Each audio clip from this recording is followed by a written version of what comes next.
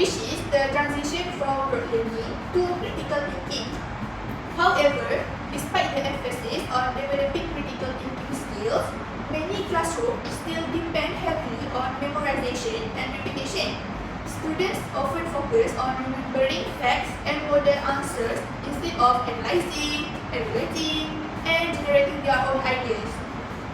Personally, I do not think rote learning is completely wrong because students still need basic knowledge. However, the problem occurs when memorization becomes the only way students learn. Therefore, the challenge is finding a balance between knowledge and critical thinking. So, to address the issue, our discussion will use the IDEA problem-solving model, which consists of identifying of problem, defining its causes, exploring solution, acting on the best alternatives, and looking back to evaluate their effectiveness. Before we proceed further, I would like to hear both of your initial thoughts. When you hear the phrase rote learning, what comes to your mind? Can I answer it? Yes, sure. In my opinion, personally, when I hear the term of rote learning, I immediately think of memorizing notes before examinations. I remember memorizing essay structures, definitions, and key points because I believe this was the best way to achieve good grades. However, as I grew older, I realized that memorization and understanding are not the same thing. I could remember information temporarily, but sometimes I struggle to explain concepts in my own word to apply them in unfamiliar situations. This made me question whether our education system truly encourages students to think independently. I share a similar experience. I think many students associate learning with getting the correct answer rather than understanding why the answer is correct. As a result, they become dependent on answer schemes and examples provided by teachers. I have also noticed that students often become anxious when asked open-ended questions because there is no single perfect answer to memorize. In my opinion, this reflects a deeper issue. Perhaps students are not lacking intelligence. Instead, they have become accustomed to an educational culture that rewards certainty more than curiosity. I agree with both of your experiences. Thank you. It seems that the issue is not because students are unwilling to think, but because they have adapted to a learning environment where the answers are often background in the thinking process. Therefore, our discussion is not about them students for relying on memorization, but understanding why this happens and how educators can gradually encourage deeper thinking. So now, let us begin with the first stage of the ideal model, identifying the problem. In your opinion, what exactly is the issue that we are facing? I believe the problem is not that students memorize information. The real issue arises when memorization becomes the only learning strategy they know. Students may be able to recall facts accurately, yet they struggle to interpret information, analyze relationship, justify opinions, or solve unfamiliar problems. For example, a student may memorize the step of a scientific process perfectly. However, when asked how that concept applies in real life, they may hesitate because they have never been encouraged to make connection beyond the textbook. I agree. Another concern is that students become passive recipients of knowledge instead of asking questions such as why does this happen or is there another possible explanation. They simply focus on remembering what is expected to appear in examinations. Eventually, learning becomes an exercise in repetition rather than exploration. I find this worrying because the world outside classroom rarely provides predetermined answer. People are expected to make decisions, evaluate evidence, collaborate with others, and adapt to changing situations. Without critical thinking, students may find it difficult to navigate complex real-life challenges. I would like to add another perspective. Yes. Education should not only prepare students to perform well in examinations, but also develop their ability to reason, make informed decisions, and solve real-life problems. Yes. Therefore, based on our discussion, we can identify the main problem as students rely excessively on rote learning, which limits the development of critical thinking skills necessary for lifelong learning and real-world problem solving. Okay, now that we have identified the issue, so let's explore point to define its causes. Do you guys think what factors contribute to students' dependence on rote learning? I think one of the major factors is the examination-oriented culture. Although educational reforms promote higher order thinking skills, academic achievement is still often measured through examination results. One major factor is the examination-oriented culture, since academic success is often measured through grades. Students naturally choose strategies that help them score, including memorization. For instance, students may rely on memorization because examinations often reward correct answers more than reasoning. As a result, memorizing becomes a safer strategy to achieve good grades. As a result, students may become highly familiar with specific answers but struggle when confronted with unfamiliar calculations that require independent reasoning or application of knowledge. For me, I agree, but I think we should be careful not to place all the responsibility on examinations. Another contributing factor is the fear of making mistakes. Many students avoid sharing their thoughts because they worry about embarrassment or criticism. I think this fear is closely related to how success is often defined in school.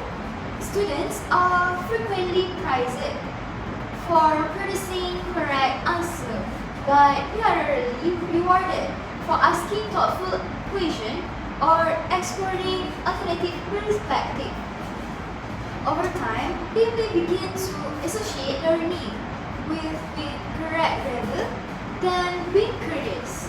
As a result, intellectual risk-taking become less common because students prioritize certainty over exploration. I see. I think this highlights another important aspect of the issue. The problem is not only academic but also psychological because students may avoid critical engagement when they are afraid of making mistakes. To think critically means being able to say, this is my interpretation and I am open to discussion. Unfortunately, not every classroom culture encourages that level of openness. I would also like to highlight the role of teaching practice. Teachers often face constraints such as limited instructional time and extensive syllabus requirements. Under these pressures, lecture-based teaching may appear more practical. Although teachers understand the importance of critical thinking, they may prioritize content coverage, ensure that all topics are complete before the examination. So, as a result, opportunities for inquiry, discussion, and reflection become so limited. This is not necessarily due to a lack of commitment among teachers. Rather, it reflects the realities of balancing curriculum demands with meaningful learning experiences. What do you guys think? Building on that point, I think parental expectations also play a role. Many parents understandably want their children to excel academically. However, some may equate high grades with effective learning. Consequently, students receive messages such as, just memorize this and you will score well. Over time, these believe that education is primarily about achieving results rather than developing understanding. I think society sometimes celebrates outcomes while overlooking the learning journey behind them. I believe changing the mindset surrounding education is important. Instead of only asking how many marks did you get, we should also ask what did you do and how did you arrive at your conclusion. This question acknowledges students' effort, reasoning, and growth. They encourage students to value the learning process rather than merely focusing on the final answer. I would like to add another factor, Yes. which is dependency on model answer. Many students actively search for templates because they believe there is only one acceptable way to respond. While examples can provide good guidance, excessive reliance on them may unintentionally discourage originality. Students may become hesitant to express unique perspective for fear that their answer deviate from expected standard. Yes, and ironically, this dependence may undermine confidence. Students begin to doubt their own reasoning abilities. Instead of trusting themselves to construct arguments, they constantly seek external validation. Eventually, they may forget that learning is not about reproducing someone else's thoughts but developing their own informed perspective. So based on our discussion, we can conclude that students' dependence on rote learning stems from multiple interconnect factors. These include examination-oriented practice, fear of making mistakes, classroom constraints, societal expectations, and excessive dependence on model answers. Understanding these causes is essential. Understanding these causes is essential because effective solutions require us to address the root of the problem rather than merely its symptoms. Now that we have identified the causes of students' dependence on rote learning, I think it is important for us to discuss a question that is often overlooked. When we talk about promoting critical thinking, are we suggesting that rote learning should disappear completely from education? I ask this because educational debates sometimes present memorization and critical thinking as opposites. However, I am not entirely convinced that the issue is that simple. What do you think, guys? I'll answer that. Yeah. Personally, I do not believe rote learning should be completely eliminated. In fact, I think memorization plays an important role in building foundational knowledge. For example, students learning mathematics need to remember multiplication facts before they can solve complex equations. Therefore, memorization itself is not the problem. The problem occurs when education focuses exclusively on memorization and neglects opportunities for deeper understanding. Critical thinking cannot exist in isolation because students need knowledge as a foundation for analysis and evaluation. In other words, before students can question ideas, they must first understand those ideas. I agree with you, Warda, that memorization provides important foundational knowledge. However, I think we should also consider that some teachers may still depend on memorization because of limited classroom times and syllabus demands. So, how can we encourage critical thinking realistically? I also think that I agree that foundational knowledge is necessary. However, I think we should not be careful not to overestimate the value of memorization. My concern is that students sometimes become so dependent on remembering information that they stop engaging with critically. For instance, many students memorize essay structure or simple answers without understanding the reasoning behind them. As long as examination questions remain predictable, this strategy may appear successful.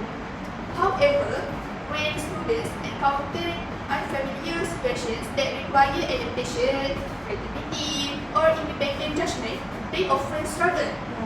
This suggests that memorization alone does not prepare learners for the complexities of real life.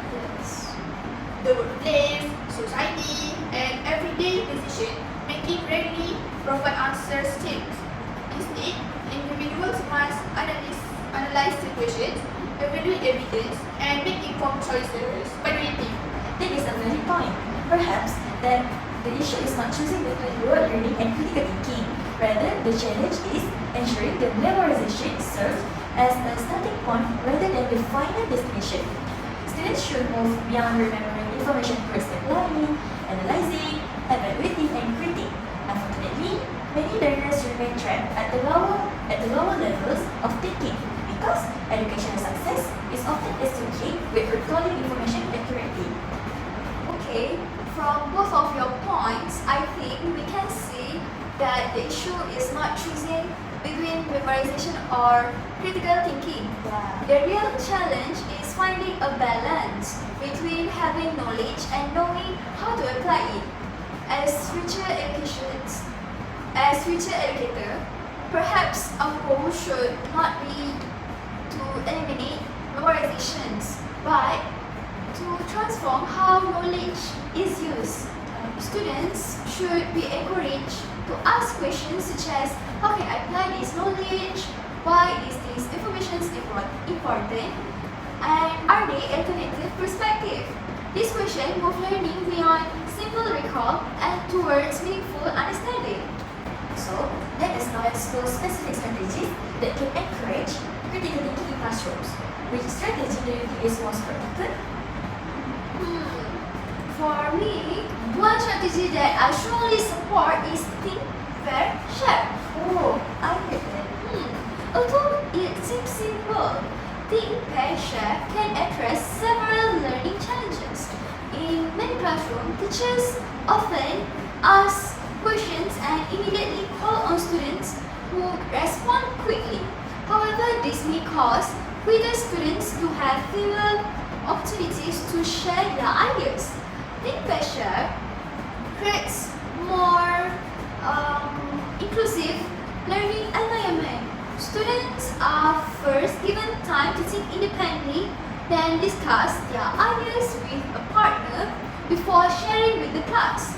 This process allows students to build their confidence, improve their reasoning, and participate more actively in discussions. I completely agree with you, Ifa. I also think that pressure addresses one of the major barriers to critical thinking, which is fear of making mistakes. However, discussing idea with a partner first provides a safer space for exploration. Therefore, successful implementation requires active facilitation rather than simply placing student in pairs. I agree with you too. So now, what about questioning techniques? Do you guys think teachers' question influence student thinking? Absolutely. Let me answer this. In fact, I would argue that questioning techniques are among the most powerful tools available to educators. So critical questioning encourages students to think beyond surface level responses. Instead of asking questions that require memorized answers, teachers challenge students to explain their reasoning. For example, if a student thinks that social media has a negative influence on teenagers, the teacher could ask, what evidence support that claim? Could there be positive effects as well? Would your answer change in different contexts? So these questions encourage students to analyze assumptions and evaluate evidence. Rather than accepting information passively, students learn to investigate ideas critically. I particularly appreciate socratic questioning because it promotes intellectual humility. Students learn that having an answer is not enough. This is especially important today because students are constantly exposed to information online and need to evaluate it carefully. Another widely discussed approach is problem-based learning. How effective do you guys think these strategies? Let me answer this. Priyanka? I believe problem-based learning is effective because it connects learning with real-life situations. Instead of simply memorizing facts, students investigate problems, evaluate information, and create solutions. This encourages them to apply knowledge rather than only recall information. However, teaching needs enough time and support to implement this approach effectively. I agree with you, Arda. I also think problem-based learning can develop important interpersonal skills. Students learn how to collaborate, negotiate, and respect different perspectives. Yeah. Students also develop collaboration and decision-making skills. However, I will also acknowledge that problem-based learning presents great challenges. It requires significant planning, time, and classroom management skills. Teachers may struggle to implement it regularly if they are constrained by curriculum demands or large class sizes. Therefore, while the strategy is highly beneficial, school must provide adequate supports for teachers. Excellent points. This highlights an important reality. Educational reform cannot depend solely on teachers. Schools, policy makers, parents, and educational institutions all share responsibility for creating environments that support meaningful learning. I would also like to add that the rise of artificial intelligence has made critical thinking more important than ever. Today, information is available within seconds. Students can easily access facts through search engines and AI tools. As a result, the educational challenge is no longer helping students remember everything.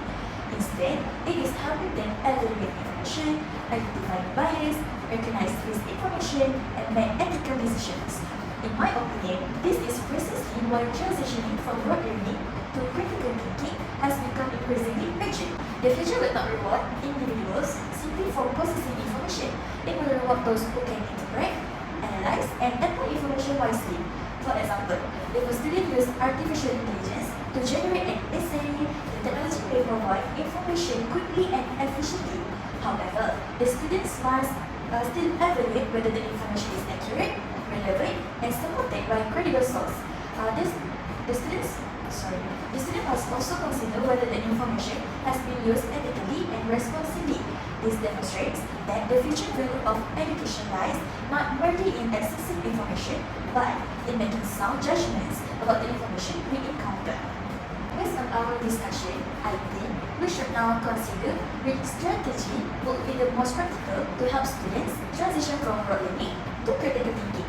Although several strategies can be applied, schools will face limitations in terms of time, resources, and teaching workload. Therefore, we need to think about an approach that is not only effective but also realistic. What are your thoughts? Personally, I would prioritize deep question. While problem-based learning and Socratic questioning are highly effective, deep question appears to be the most accessible starting point. One reason is that it does not require extensive resources, specialized training, or major curriculum restructuring. Teachers can integrate it into almost every lesson regardless of subject area. For example, teachers can apply it in different subjects by asking students to analyze courses in history or predict outcome in science. Because the strategy is flexible, it can be adapted consistently across different educational contexts. Furthermore, I believe consistency is crucial when attempting to change learning habits. Critical thinking cannot be developed through occasional activities. It requires continued practice. Thank you for your opinion, Akila. But I understand your reasoning, but I am not entirely convinced. While Think Pressure encourage participation, I question whether it is sufficient to transform students' thinking at a deeper level. Students may still exchange relatively simple ideas without engaging in substantial analysis. In contrast, problem-based learning places students in situations where critical thinking becomes necessarily rather than optional. Students must investigate issues, evaluate evidence, and justify decisions. The learning process becomes more authentic because students are solving meaningful problems rather than merely responding to classroom questions. Therefore, if our goal is genuine information, I would argue that problem-based learning offers rather long-term impact. That is a valid concern, Ifa. However, I think we must also consider practicality. Not every teacher has the flexibility to conduct large-scale projects regularly. Some teachers manage large classes with varying abilities and limited instructional time. If a strategy is highly effective but difficult to sustain, its overall impact may be limited. Deep action may not be revolutionary, but it's realistic. And sometimes, sustainable change is more valuable than ambitious change that cannot be maintained. Okay, I understand. I find both perspectives compelling. On one hand, problem-based learning may produce a deeper engagement and stronger critical thinking outcomes. On the other hand, deep pressure may be easier to implement consistently. Perhaps the issue is not deciding which strategy is universally superior. Instead, we should determine how different strategies can complement one another. For example, deep pressure could serve as an entry point for developing confidence, while problem-based learning could be introduced gradually as students become more comfortable with independent thinking. Would that be a reasonable compromise? Yes, I think that is a balanced approach. Yes. Educational change is often most effective when it occurs progressively. Students need opportunities to put confidence before they are expected to tackle complex problems independently. I agree as well with you guys. In fact, combining multiple approaches may be more effective than relying on a single method. Critical thinking is a complex skill, therefore it makes sense that it should be developed through a variety of learning experiences. Although we have discussed many benefits of critical thinking, do you think there are challenges that schools should anticipate? Definitely, Akila. One challenge is assessment. Traditional examination often focus on identifying correct answers. This creates a potential mismatch between educational goals and assessment practices. School may encourage critical thinking during lessons, yet students may continue prioritizing memorization if examinations primarily reward recall. Therefore, meaningful educational reform requires alignment between teaching methods and assessment system. Critical thinking, however, involves reasoning, interpretation, and justification. These skills are often more complex to assess than factual recall. As a result, school may struggle to evaluate critical thinking consistently and fairly. If assessment system continue rewarding memorization more than reasoning, students may remain reluctant to embrace critical thinking regardless of classroom activities. I would add that student readiness is another challenge. Not all students enter the classroom with the same level of confidence or prior knowledge. Some students may initially resist critical thinking activities because they require greater effort than memorization. For years, many learners have been conditioned to expect clear instructions and model answers. When asked to generate their own ideas, they may feel uncomfortable or uncertain. Therefore, educators must recognize that developing critical thinking is a gradual process. Students need encouragement, support, and opportunities to practice without fear of failure. I completely agree, Warda. In fact, I think one of the greatest barriers is not a lack of ability, but a lack of confidence. Yes. Many students are capable of thinking critically, yet they hesitate by Yet, they hesitate because they doubt their own ideas. Creating supportive learning environment is therefore just as important as introducing innovative teaching strategies. Agree. This brings us to the final stage of the ideal model, which is looking back and evaluating. How can we determine whether efforts to promote critical thinking have been successful?